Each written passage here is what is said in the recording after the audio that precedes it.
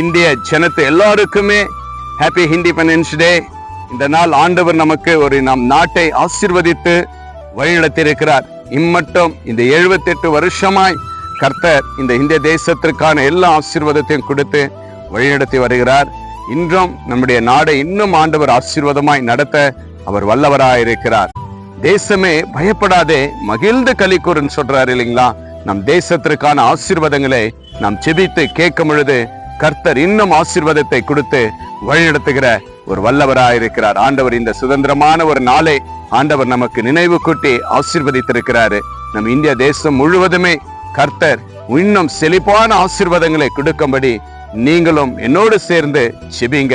நம்மளும் எல்லோரும் ஒன்று சேர்ந்து செபிக்கும் பொழுது நம் இந்திய தேசத்தில் இருக்கிற எல்லா ஜனத்தையும் ஆண்டவர் ஆசீர்வதிக்க வல்லவராயிருக்கிறார். நம் இந்திய தேசத்தை கர்த்தர் ஆசீர்வதித்திருக்கிறார். நல்ல சுதந்திரத்தை கொடுத்திருக்கிறார். எல்லோருக்கும்